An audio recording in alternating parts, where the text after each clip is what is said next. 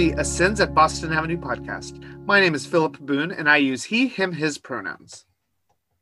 And I'm Caitlin Drake. I use female pronouns, she, her, hers.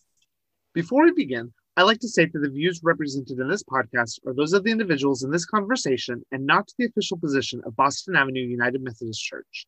We're recording this podcast remotely from our individual workspaces during the COVID-19 pandemic as we practice physical distancing as a church community. This episode is part 3 of a 3-part series around New Year's resolutions as we look at ways to care for our minds, bodies, and spirits in 2021.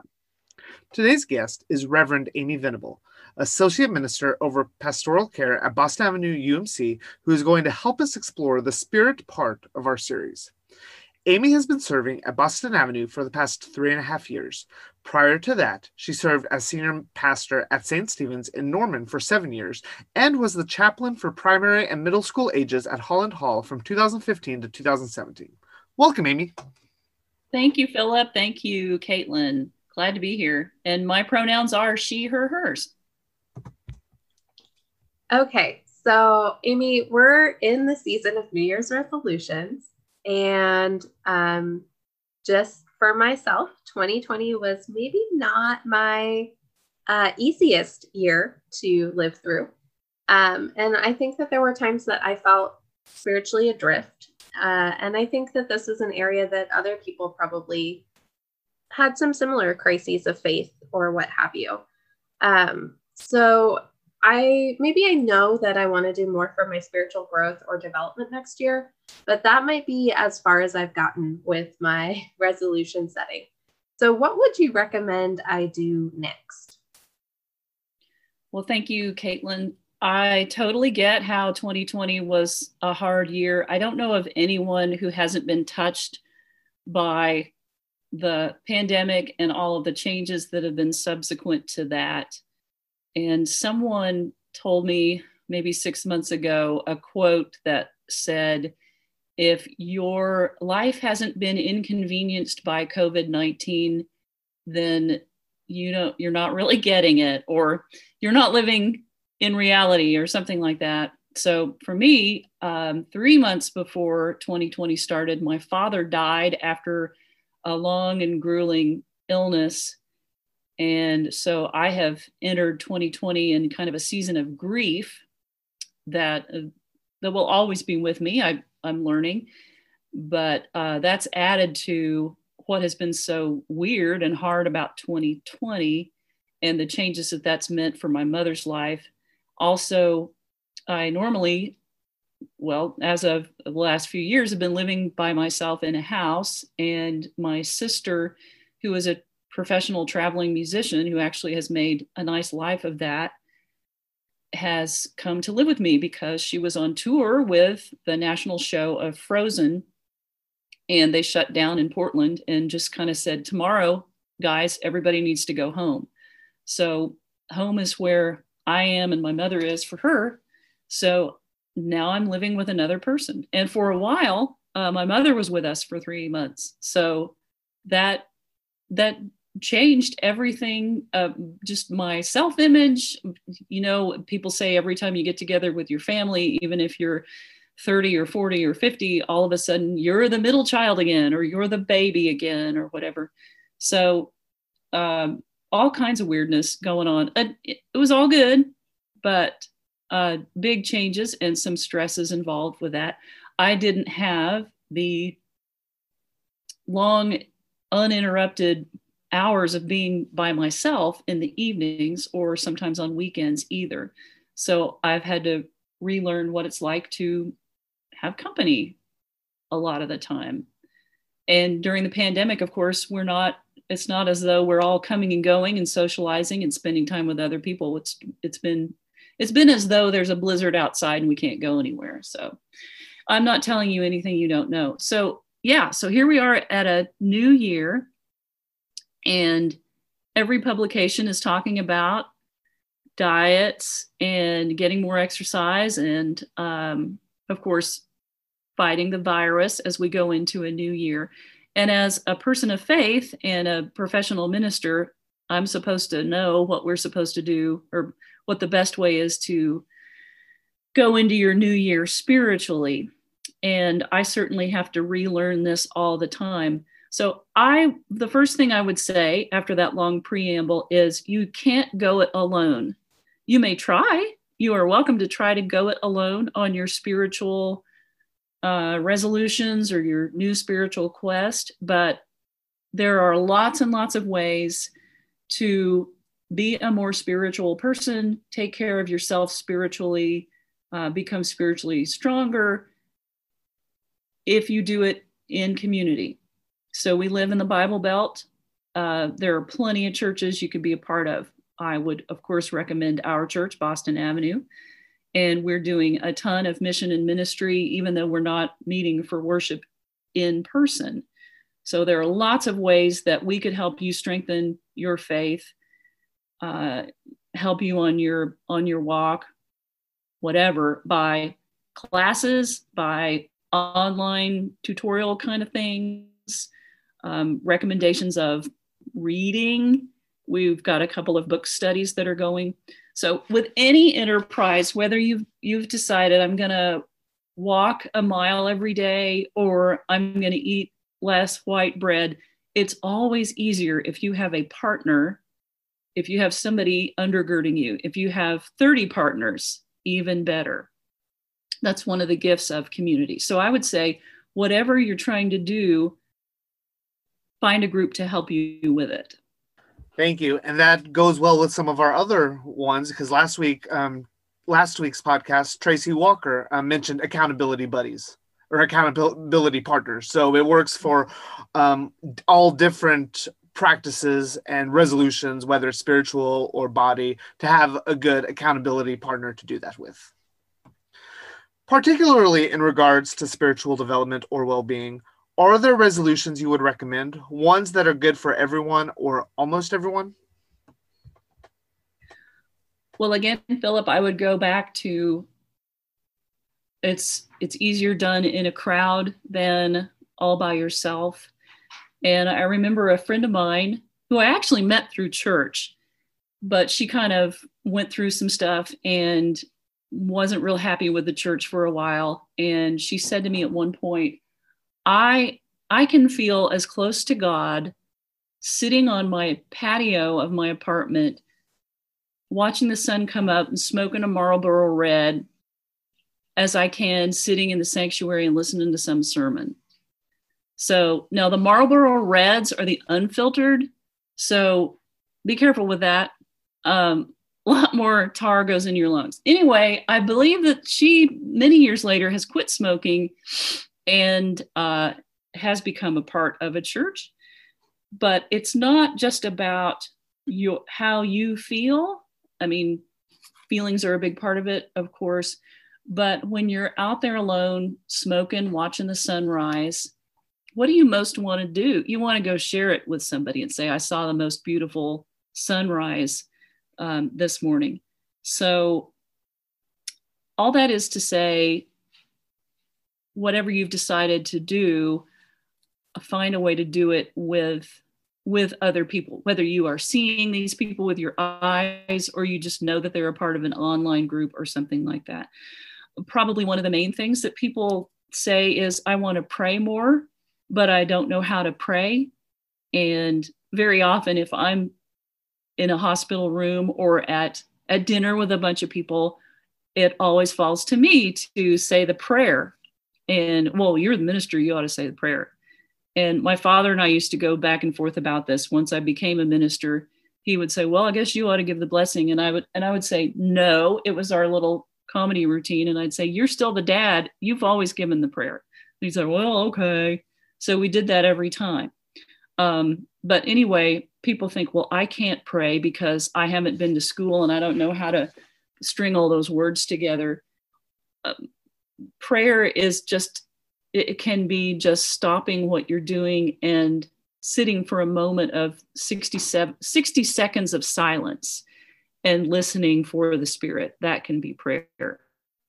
So if you want to pray more, I would go find a book on what it means to pray.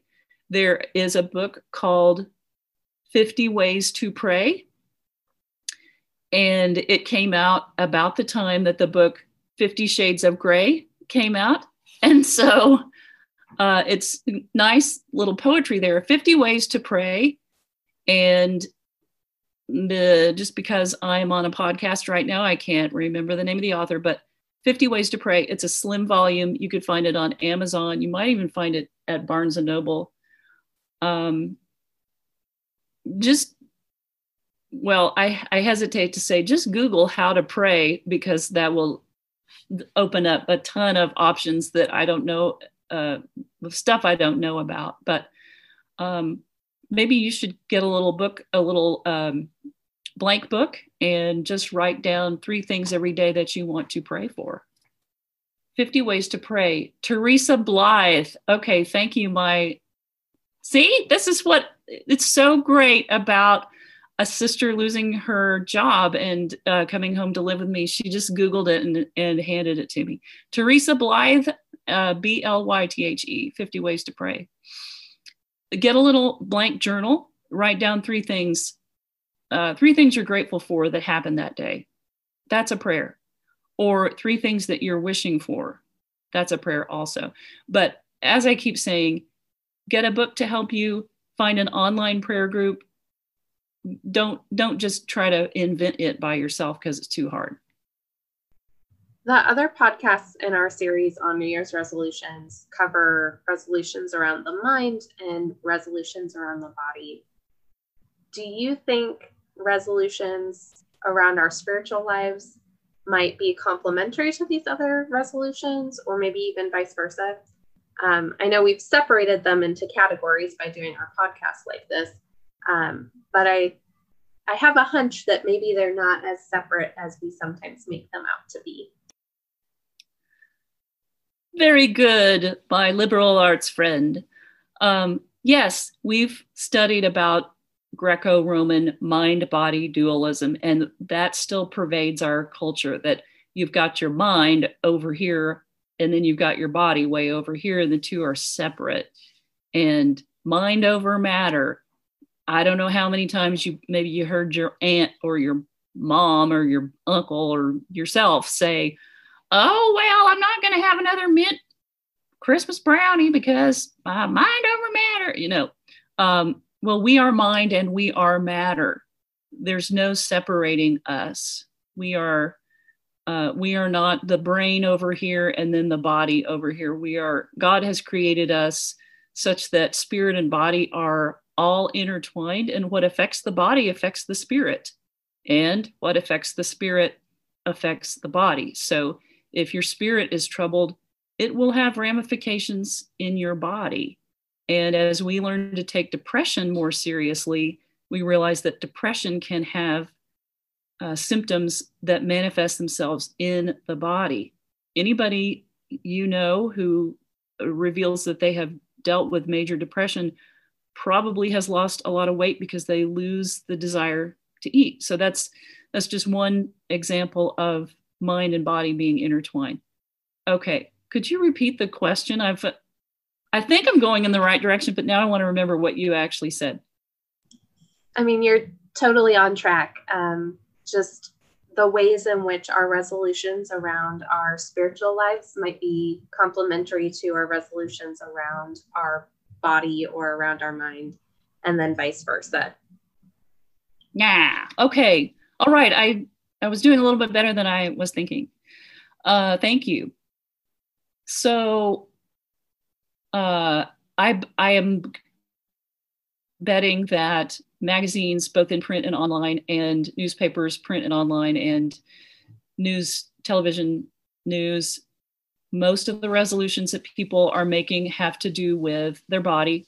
So exercise more, eat fewer carbs, not so much sugar, drink less. I saw something on the news yesterday that since consumption of alcohol is way up, people are now embracing a dry January.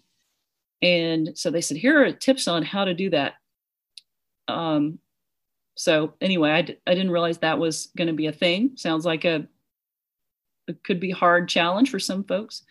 So anything that we decide to do spiritually is going to affect our bodies, and anything we decide to do with our bodies is going to affect us spiritually. When I was 29 and weighed 20 pounds less than I do now, I guess I weighed about 10 pounds less than I do now. I was newlywed, and I decided to partner up with a girlfriend to do Weight Watchers. And I remember the first few days of that, I was in a total panic because I would run out of points. You can eat a certain number of points per day. And by about 2:00, I was almost manic, thinking, I don't know what I'm going to do. I have to stay awake for the next 8 hours. And all I have room for on this diet plan is like dill pickles. I could eat a whole jar of dill pickles and not bust through my points. So that was a spiritual problem because I was jittery and I was unable to focus. And so it all goes together. If you are praying more every day, you will probably sleep better. And consequently, if you're sleeping better, you'll probably be in a better mood. You'll be kinder. You'll be more reflective. You will be more compassionate.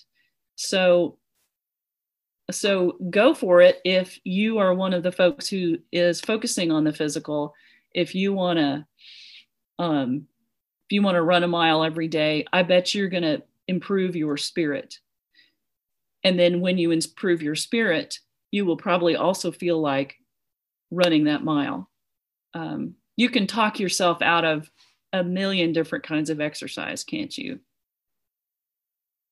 So I think I'll stop there on that question.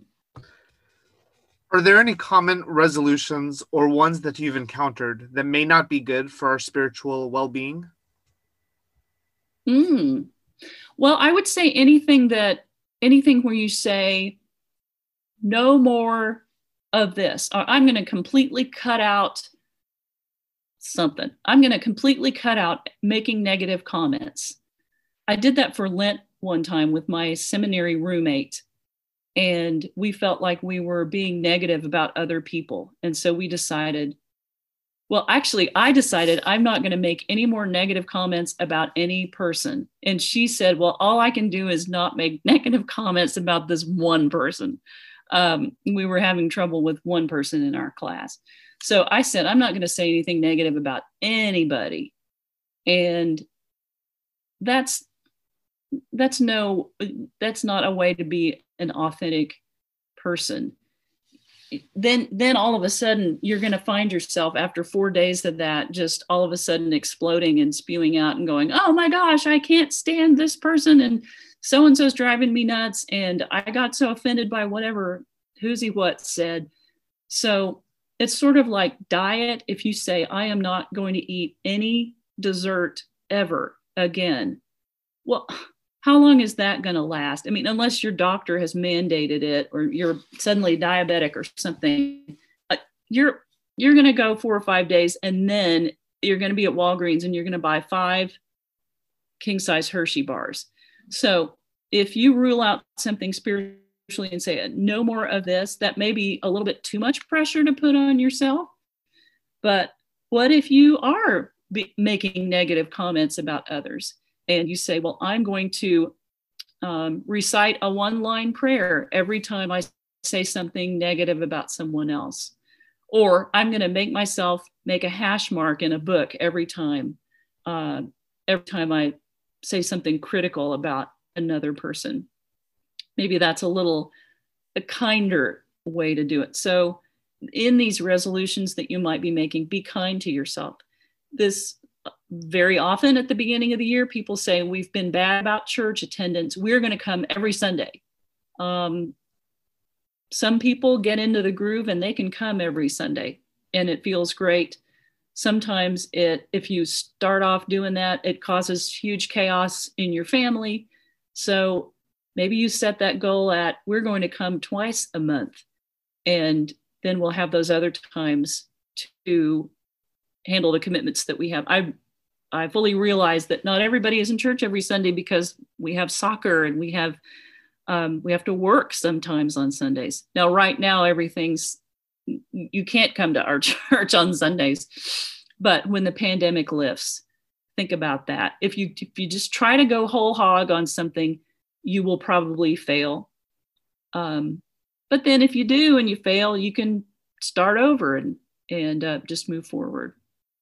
So I think in setting our resolutions, you brought up a good point that we can be intentional in how we set those and how we design those to help set ourselves up for success by not being so extraordinarily black and white or extreme, by not going whole hog, but by creating kind of incremental or attainable resolutions. On our last podcast with Tracy, we talked about SMART goals with our resolutions, that they're going to be realistic and they're going to be attainable.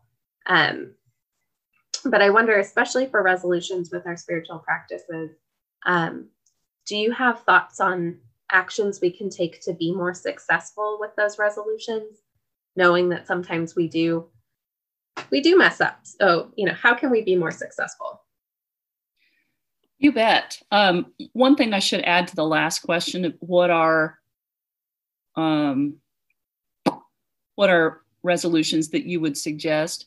I would anti-suggest. I would not suggest anything that is abusive to you, that hurts you. If you say, I'm not going to have a drink ever again, and then you somehow punish yourself if you do have a weak moment and have a beer, don't do that kind of stuff to yourself. You got to be easy on yourself.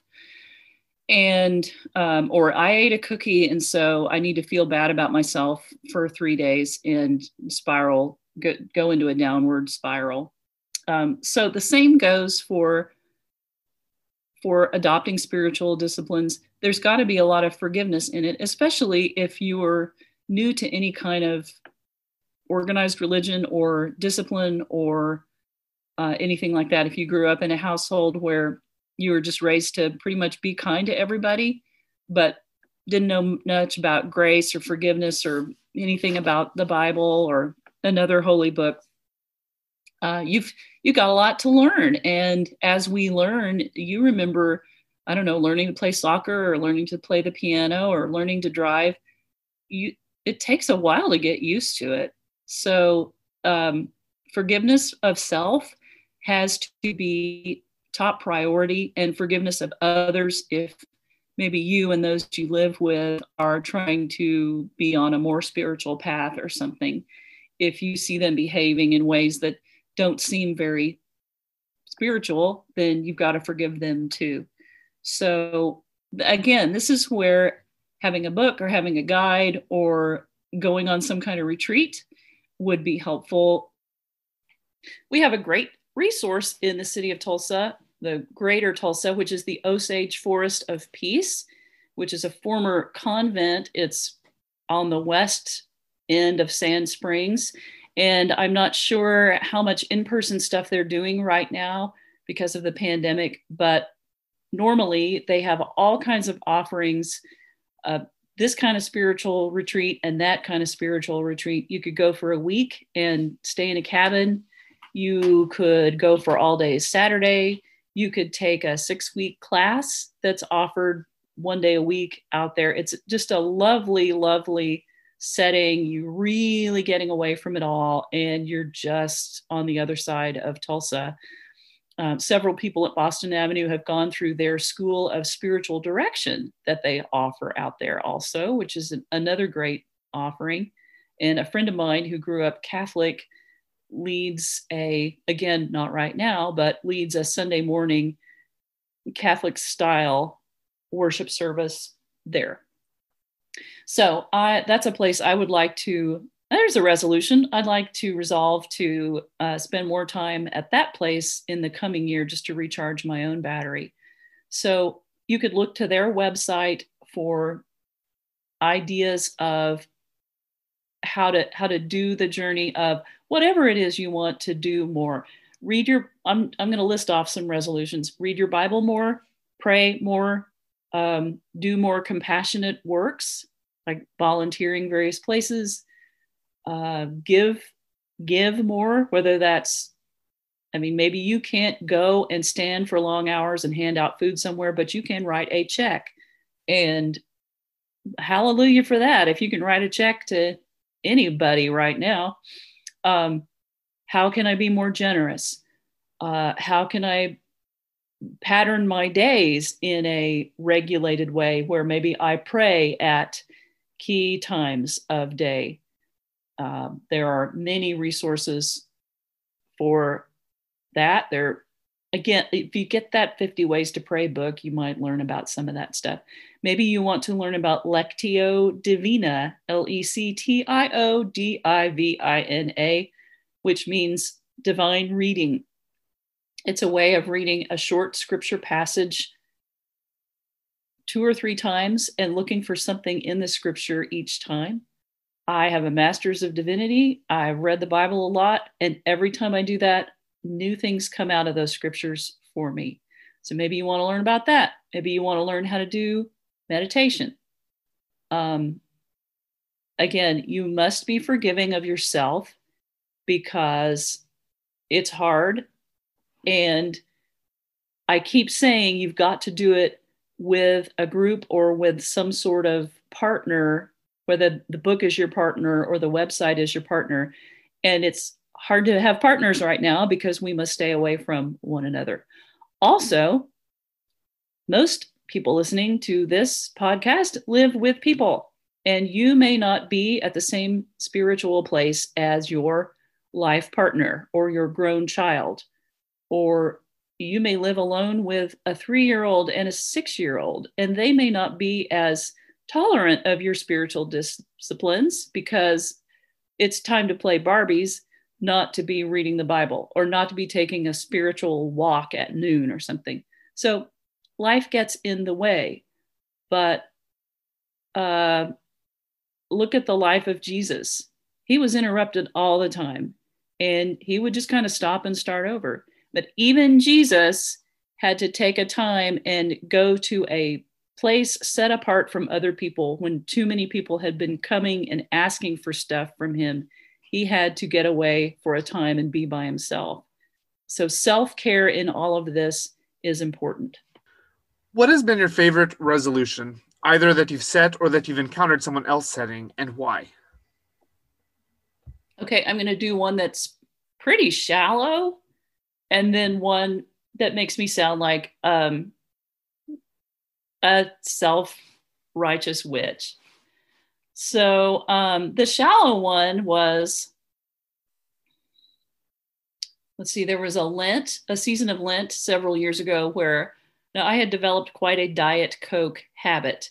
I said to myself, for the 40 days of Lent, I'm not going to drink Diet Coke. And I set that resolution and I didn't.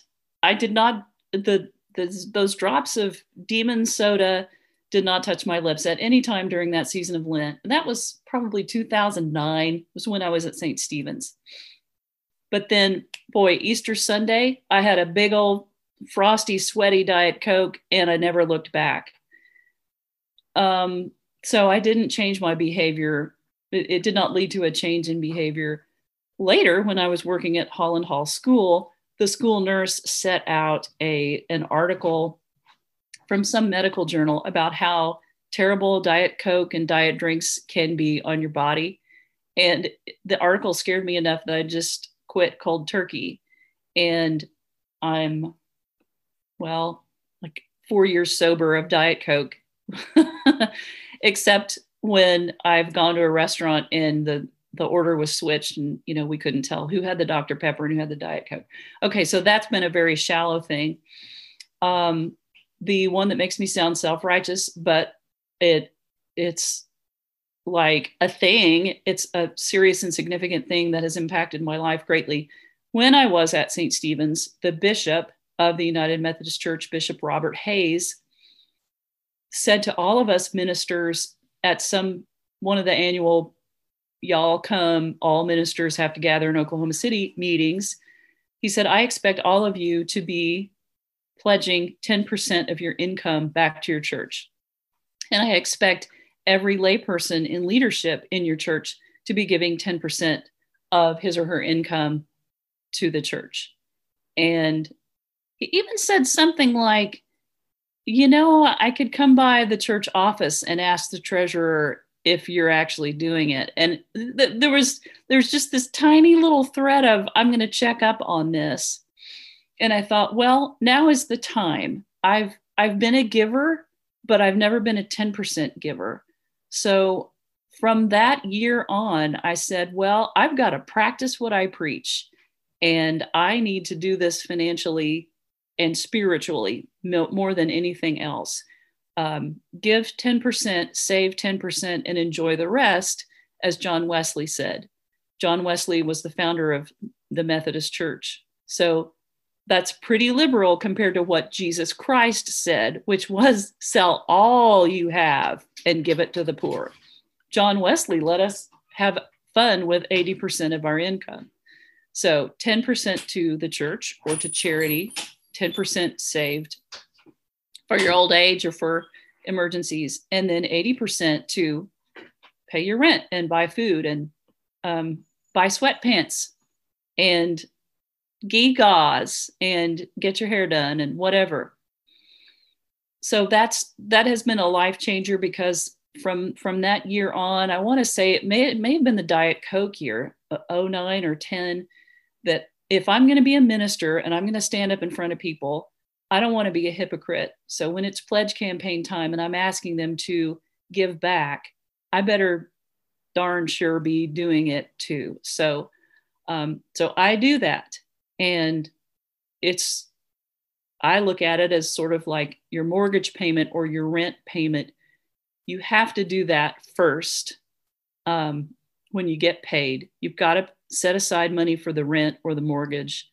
So in my case, I do own my home. So a certain amount gets transferred from my bank account to my mortgage payment. And that's just automatically just gone. So the same goes for my pledge. And once you get used to it not being there to have fun with, you learn to adapt. And so that trickles down into how I feel about my own generosity, about how I feel about how compassionate I am. And then on days when maybe I have just failed at everything and haven't helped anybody, or everybody's made me mad, I think, well, sometimes the one thing I have going is that I'm giving 10% and I feel good about that. And I feel that that's what God is asking me to do. Now that bishop has retired, and so he's not going to come back. He's not going to come call up the church and see if I'm actually giving, but God knows, and I know. So there's your two examples. Amy, do you have any resolutions for this year? Oh my gosh, let me just tell you. I am doing something. Oh, no, if I say it out loud, then everybody's going to know, and then I'm really going to have to be accountable to it. So we're all your accountability buddies today. Oh, great. Well, as I've said 2 or 3 times, my sister is living with me, and maybe God inspired her to do that. I think PBS inspired her to do it, but my mom was watching the PBS fund drive season when they're doing all those old doo-wop shows and interrupting everything every 20 minutes saying, isn't PBS great? And please give us money. And one of the specials that they had on was this guy, Dr. Joel Fuhrman, who wrote a book called Eat to Live. And he's a doctor. And so he did a 30-minute show about how the American diet is terrible.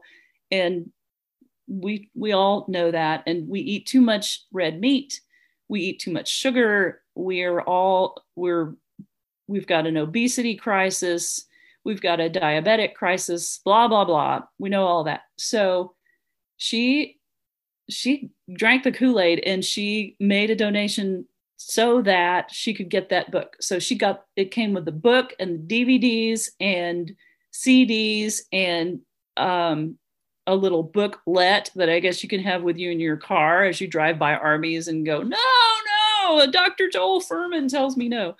So it's basically a vegetarian diet with very little salt.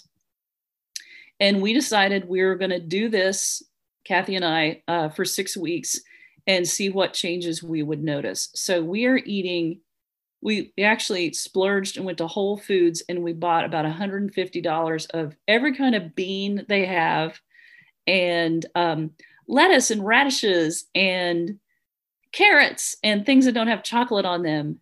And we have a carton and a half of Dr. Pepper in the refrigerator. We're just not drinking it. So we're trying to eat these very nutritious meals, at least for 6 weeks. And my hope is that at the end of 6 weeks, we're going to feel and look so fabulous that we'll say, we need to just adopt this for the rest of our lives. And I don't see any reason not to eat like this. It's highly nutritious, fruits and vegetables. Occasionally he lets you have turkey or chicken. And there are some desserts. You're not a king size Hershey bar, but there's some really good desserts. And I think this will also be easier as spring and summer sets in and there's more fruit and vegetables and stuff available. Now, I did give convalescent plasma on Monday because I've had COVID now, and I'd never given plasma before. And after they got me all hooked up and everything, the nurse said, now, do you need anything? You're going to be here for about 45 minutes as this donation goes. And I said, well, am I allowed to eat or drink? And she said, yeah, I'll bring you snacks. So she brought me a Dr. Pepper, the hard kind, the real kind, and one of those little sleeves of Oreos. And I thought, well, it's all in the name of giving blood. So in that case, I thought, I'm not going to ask for a bowl of black-eyed peas right now. I think I need to get my blood sugar level up, and I'm going to drink whatever they hand me. So I don't feel bad about that.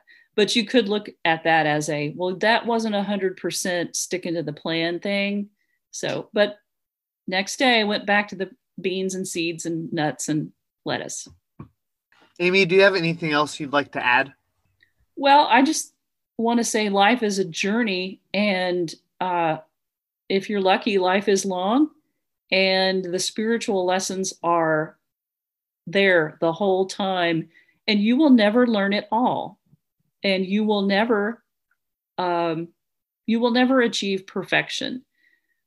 John Wesley wanted us to go on towards perfection, and in the ordination service, I was asked, and all other ordinands are asked, are you moving on towards perfection? And I remember standing there at St. Luke's United Methodist in Oklahoma City saying, yes, nodding my head. I am moving on towards perfection. And, you look down the line and go, well, I know these other people aren't perfect either. Nobody is perfect, but we are trying to better ourselves for the betterment of the rest of the world. So you will never be perfect spiritually, but you will hopefully be moving on towards it. If you have the goal of trying to be as perfect as you can, trying to be your very best, then you will improve. And then you will mess up and you will have to ask for forgiveness, and then you will have to start over. And you also may adopt some spiritual disciplines this calendar year that work for you for a while, and then 3 years from now, you need to find something new. I also want to recommend our church newsletter, The Word, that Caitlin Drake puts out for us every week. We are, as a staff, are going to be doing a series in the newsletter, which you can find online and in paper form, on spiritual disciplines. So it's going to be an educational piece of what is meditation, what is breath prayer, what is Lectio Divina, what is the purpose of fasting. There's another one we're not real thrilled about in our culture. So log on to our website and look at newsletters. You could email Caitlin and ask her, when is that series going to start? So that's an easy way to learn about some of those things. Thank you so much for joining us today, Amy. It's been my pleasure. What a wonderful way to spend a big chunk of the morning today. Thank you for inviting me. This has been the Ascends at Boston Avenue podcast. Our producer is Alicia Urban. Our theme music was composed and performed by Wyatt Smith. Boston Avenue United Methodist Church is a progressive historic church located in downtown Tulsa, Oklahoma. Please visit our social media platforms for more information on what's going on at Boston Avenue UMC. We can be found on Facebook, Instagram, Twitter, and YouTube. We'll talk to you next time. Thank you.